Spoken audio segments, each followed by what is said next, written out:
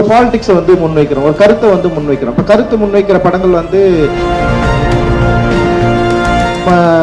நம்ம ஊர்ல நம்ம காலனி தாண்டி ஊருக்குள்ள போய் பேசினாலே ஒத்துக்க மாட்டாங்க. ஆனா இவ்வளவு பெரிய இடத்துல வந்து நம்ம பேசுறது வந்து,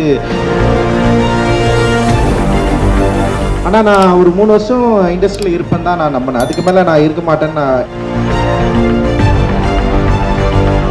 ஆனா டைரக்டர் ஆனா இந்த மாதிரி படம் தான் எடுக்கணுன்ற விருப்பத்தோடு தான் நான் இங்க வந்தேன். எனக்கு பெரிய நம்பிக்கை இல்லை ஆரம்பத்தில். காரணம் என்னன்னா, நம்ம பேசுகிற அரசியல் வந்து நம்ம ஊரில் நம்ம காலனி தாண்டி ஊருக்குள்ளே போய் பேசினாலே ஒத்துக்க மாட்டாங்க. ஆனால் இவ்வளோ பெரிய இடத்துல வந்து நம்ம பேசுகிறது வந்து எப்படி அக்செப்ட் பண்ணிப்பாங்க, இது ஒரு பயங்கர முரணான ஒரு இடமா இருக்கும், இதில் எப்படி நம்ம தாக்கு பிடிக்க போகிறோம் நான் யோசிச்சு இருந்திருக்கேன். அண்ட் வந்து அதுதான் என்னுடைய பெரிய மனதில் உள்ள பெரிய கேள்வியாகவும் இருக்குது. நான் எப்படி இதை ஹேண்டில் பண்ணுறது, எப்படி இதை பேசுகிறது, எப்படி இதை மொழியாக மாற்றுறது, எல்லாரும் அக்செப்ட் பண்ணுற ஒரு மீடியமாக எப்படி இதை வந்து நம்ம ஹேண்டில் பண்ணுறது அப்படின்றது தான் நான் தொடர்ந்து அதுதான் நான் வந்து யோசிச்சுட்டு இருப்பேன். நான் நார்மல் கமர்ஷியல் இல்லை நார்மலான ஒரு ஆர்டிஸ்டிக் படம் எடுத்து ரிலீஸ் பண்ணுறதுலேயே பெரிய சவால் இருக்கும்.